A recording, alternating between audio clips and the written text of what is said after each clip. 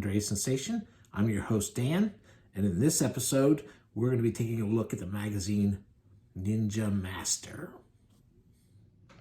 Okay, so here we are. We're about to look at this magazine, kind of bookish almost because it's got so much in it, but it's about the length of a really oversized, nice magazine. It's Ninja Master, the Ninja Magazine Art of Bernie Lowry. I think that you say his first name Bernie, even though it's not spelled the way I usually would. And when I was a kid in the 60s, there was a lot of Asian stuff I liked, like cartoons and movies and stuff, that I didn't really realize were, of Asian origin. Like, I didn't realize Astro Boy was. I mean, I knew Ultraman was, but I didn't think about it as being Asian, And I didn't say, oh, I gotta find some more Asian TV shows like Ultraman. But by the time the 70s rolled around and I was older and I got really into different films, our local PBS station had shown Kurosawa, and even with subtitles, I fell in love with it. And subtitles at the time, the subtitles on the version I saw, I had a black and white TV set.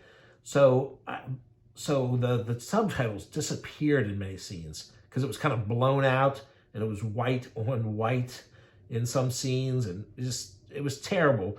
But Kurosawa showed through. And I grew up in an area where there weren't art houses showing those movies. But from there, the drive-in started playing martial arts films, the Hong Kong Chinese stuff. And, so I got into that too. There were all kinds of things around if you knew what to look for. And I started looking for them. And then, of course, we had the ninja boom. And I was always looking for magazines to feed my desire to read a little bit more about the movies I was liking or the things that I was seeing in comics and stuff like that. Now, I didn't read Ninja magazine that often because they didn't have a lot of pop culture stuff, which is what I was really looking for. It was really a lot of weird, kind of made up stuff about ninjas. Now, the thing about ninjas is, there was never a ninja like is portrayed, even in the 60s movies that people go back to, or the Japanese pop culture. That's not a real ninja. And it's something made up for comics and TV and movies and stuff. But by the time it comes over to the US, or even when it got to Hong Kong, it starts getting even crazier. And it's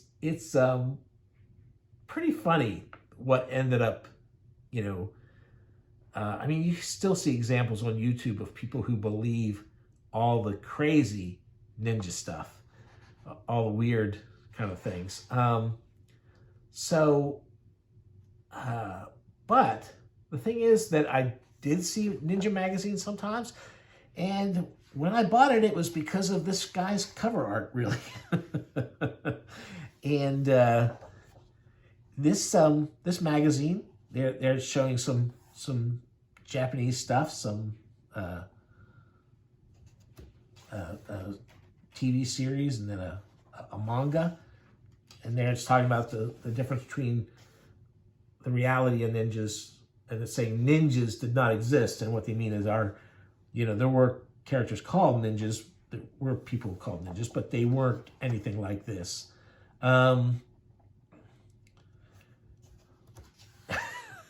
Ninjas may not have existed, but Ninja magazine sure as hell did. That's funny. And then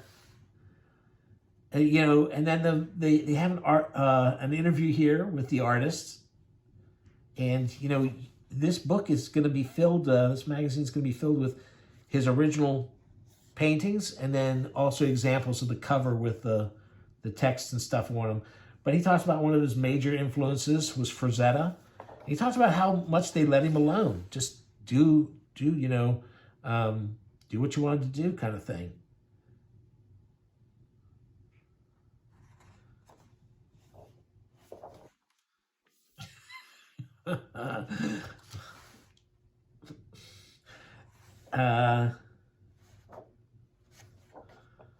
And some of these are, like it says, the interior painting featuring a blind ninja master. They were mostly black and white interiors, but they did occasionally have color pages. Look at that. That's great. This is the mock-up.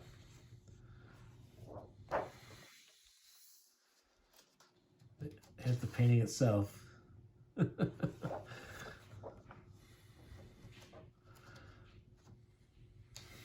Look, it's like in the Five Element Ninjas where somehow they're in the middle of the snow, but you can't see any footprints leading to him where he's popping out. I like this. He's got, he painted this kind of out of focus looking so that this figure would pop more. And that really works well. That's kind of an interesting effect to do. And this one's just really good. That's a really good cover there. This is funny. The use of the colors on there.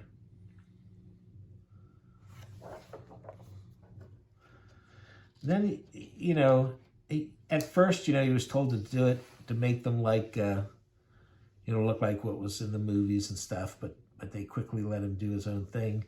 And like I said, he was a Frazetta fan, so he wanted to have the shirtless, the sleeveless ninjas to show off the musculature and stuff.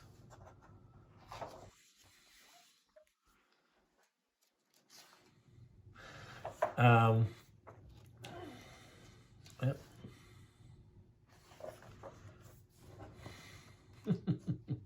Free giant full color poster inside. Now I should be pointing out that here they also tell you what weapon they're using on the cover too, below there in the description.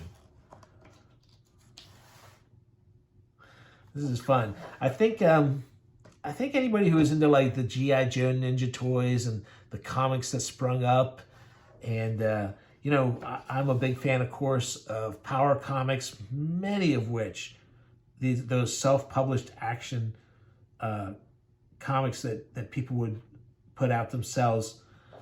Many of them had ninjas, and of course,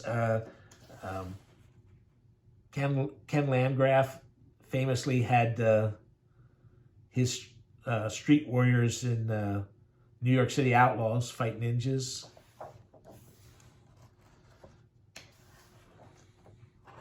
The American Pop Culture Ninja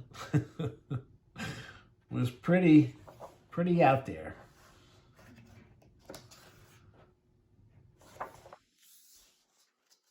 Anyway, hopefully no one who's really believes in the ninja stuff is going to see this and then come after me. This is really funny. The colors on this are wild.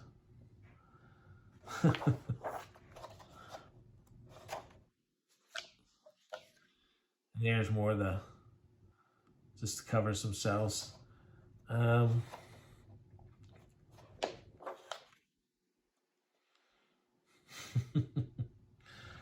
There it is. Look,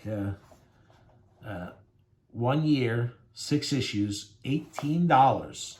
6 issues of Ninja sent directly to your home for only $18 a year. Pretty wild, huh? Anyway, there you go. Let me point out where this is from so you can track it down. Their info's. Yeah. Let me see there. Oh, there it is. SHQ Publishing. And I'm not sure. Yeah, I think that's the website I ordered it from. But Yeah, so if you're interested in that, there you go. Thanks for watching.